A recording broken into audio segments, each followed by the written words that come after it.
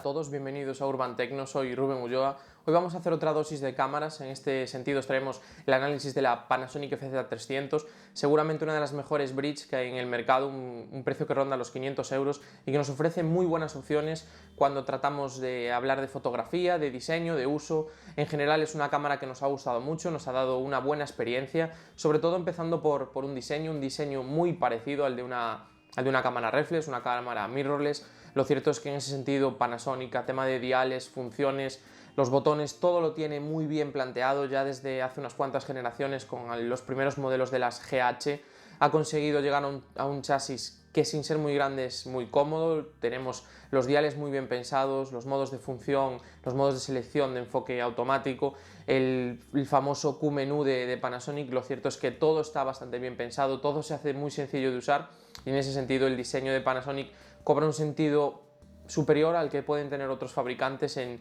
precios y prestaciones similares. También la empuñadura es bastante grande y bastante profunda, lo que hace la cámara muy cómoda de usar para aquellos que estamos acostumbrados a utilizar reflex o para aquellos que simplemente les gusta usar la cámara durante mucho tiempo. Una empuñadura un poquito más pequeña hubiera sido quizás más cómoda de transportar, pero hubiera sido más incómoda a la hora de usar. Aquí cada usuario deberá decidir si prefiere este tamaño de cámara o prefiere un poquito menos. Yo soy partidario de este tipo de tamaño porque realmente me he sentido muy cómodo, me ha dado una buena experiencia, puedes tener la cámara un buen rato en la mano y en ningún momento sientes la falta de tamaño que podrías sentir con otras cámaras bridge del mercado.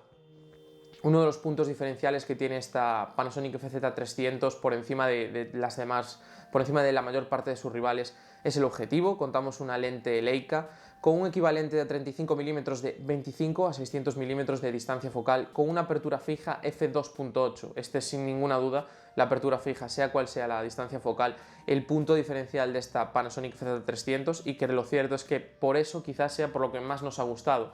Podemos hacer zoom y simplemente, si somos aficionados a la fotografía en manual, no vamos a tener problemas de perder luminosidad y tener que modificar los parámetros. En ese sentido me ha gustado mucho.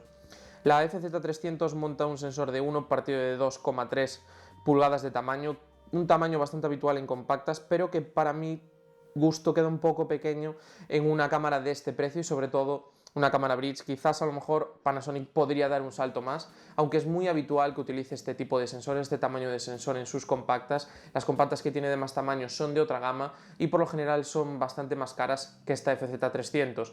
Es un sensor que seguramente ya hemos visto en algunos de los otros modelos, esos 12,3 megapíxeles, un sensor MOS con este tamaño me recuerda mucho a la TZ70, una cámara que dio muy buen resultado en el mercado y que se sigue vendiendo ahora mismo como una de las mejores alternativas en el mercado de compactas, y que al final nos ha dado un buen rendimiento en condiciones generales y que con el que estamos bastante contentos con con las fotografías que hemos conseguido.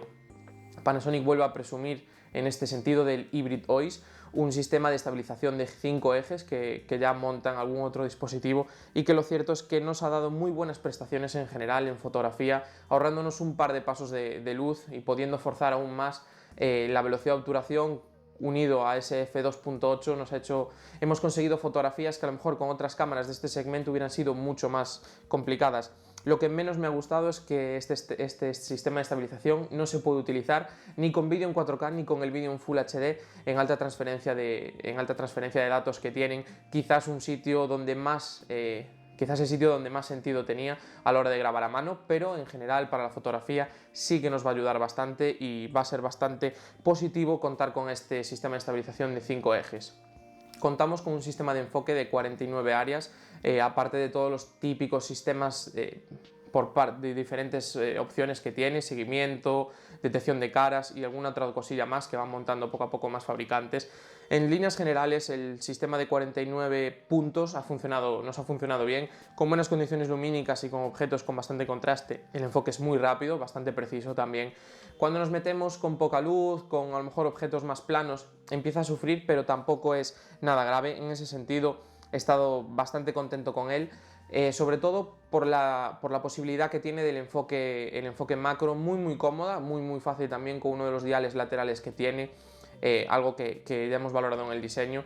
Y en ese sentido podemos enfocar muy cerca con las focales más abiertas. Cuando hacemos un poquito de zoom a veces empieza a haber saltos. Simplemente a veces con un pequeño toquecito de zoom, si pasamos, ahora mismo no me sé los datos de memoria, pero si estamos en 135 milímetros a lo mejor podemos enfocar a 1 metro y en 138 tenemos que enfocar a 2 metros. Eso es lo que menos me ha gustado, pero en general el sistema de enfoque me ha permitido enfocar desde muy cerca la mayor parte de objetos y eso para mí es algo que hay que tener muy en cuenta. La lente de 25 a 600 milímetros funciona muy bien en todo el rango. Es cierto que a partir de 400 milímetros a lo mejor notamos una pequeña pérdida de nitidez que se puede solucionar cerrando un par de pasos. He hecho pruebas desde 25 a 600 milímetros con diferentes distancias, las diferentes distancias focales y con diferentes aperturas y no he notado grandes diferencias de calidad, excepto quizás sobre todo acercándote más a los 600 milímetros. Ahí es donde me falta a veces algo de nitidez, pero no creo que tampoco sea nada grave.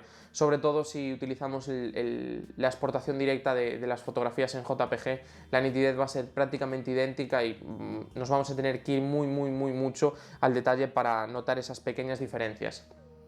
Hablando de la calidad de imagen pura, lo cierto es que la cámara nos ofrece muy buena calidad de imagen y un control del ruido bastante bueno, hasta 800 ISO, es lo habitual en este tamaño de sensor.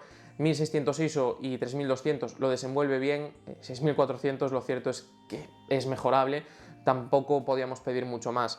En ese sentido, la calidad de imágenes es buena, en ese tipo de, sobre todo eso de 800 ISO para abajo, con buen rango dinámico, con buena profundidad de color, quizás notamos mucha compresión en el JPG y notamos una temperatura de color que a mí no me acaba de convencer mucho, un poquito amarilla en la mayor parte de las escenas, pero bueno, al final esta cámara nos permite la grabación en formato RAW, con lo cual podremos modificar estos parámetros en algunos casos con muy poquito que hagamos desde el programa que utilicemos de edición. La cámara cuenta con grabación de vídeo en 4K y imagen continua en 4K. La imagen continua en 4K nos permite capturar hasta 30 imágenes por segundo, 60 imágenes por segundo un poquito más pequeñas.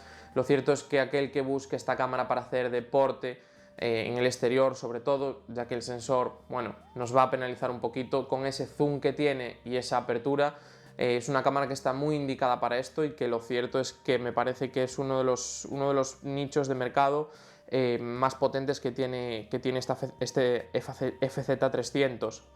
También cuenta con un sistema de post-enfoque. Lo cierto es que bueno, es atractivo, yo creo que es más un reclamo publicitario que una función real.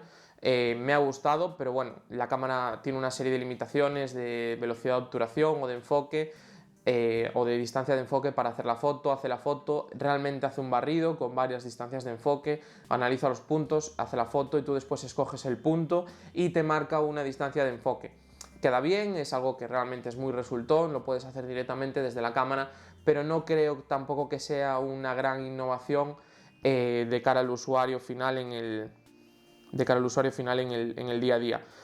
La calidad de grabación de vídeo en 4K me ha dejado bastante sorprendido, sobre todo cuando hay buenas condiciones de luz, la calidad es muy buena. Yo cuento con iluminación artificial para hacer los vídeos, vamos a dejar alguna prueba para que podáis ver la calidad que tiene en 4K y en ese sentido me ha gustado bastante. Es cierto que en el momento en que subes un poquito el ISO, tanto el color como sobre todo el extra de nitidez que yo creo que intenta aportar en algunos casos se hace bastante irreal y no me acaba de convencer del todo. En líneas generales creo que la cámara funciona bastante bien en el vídeo en 4K, nos permite bastantes cosas. Ya hemos comentado que pierde el sistema de estabilización de 5 ejes, que para mí es lo peor dentro de los puntos buenos que tiene este FZ300, no tener ese sistema de estabilización en 4K.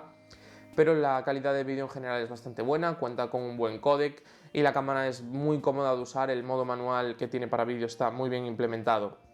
Para acabar este análisis, un pequeño resumen. En general, como habéis podido ver, la experiencia global de la cámara es buena, cuenta con una buena autonomía. Lo cierto es que me ha gustado bastante el diseño, es cómodo de usar. Tener un 25-600 f2.8 para la mayor parte de fotografías es un punto muy positivo, sobre todo para aquellos que quieran hacer un poquito de zoom en la mayor parte de las fotos, orientado a deporte, por ejemplo. Tener ese f2.8, aunque sea en interior, te va a aportar algo que otras cámaras de este segmento, que se van a f5.6 en la mayor parte de los casos con un poco de zoom, lo pierde, y en ese sentido muy contento también con el vídeo en 4K, muy contento con la ráfaga, con el sistema de post-focus, con la pantalla abatible, con todos los diales que tiene. En general la cámara por 500 euros me ha dado una buena experiencia. A lo mejor no es una cámara, yo que soy aficionado a la fotografía y que tengo una cámara reflex, me planteé, pero sí que me parece muy interesante para muchos usuarios. Me parece que es un muy buen ejemplo de de lo que se puede hacer con una cámara bridge. Creo que es una de las pocas cámaras bridge que podría recomendar a alguien que me pregunte sin mucho problema. Yo, que no soy muy fan de este segmento del mercado, en esta FZ300 la verdad es que he estado bastante contento del uso que me ha dado durante las 2 semanas que la he podido probar, y es una cámara que me ha dejado muy buen sabor de boca en líneas generales. Hasta aquí el análisis de esta Panasonic FZ300, espero que os haya gustado, no olvidéis en darle a me gusta, suscribiros y hasta el próximo vídeo.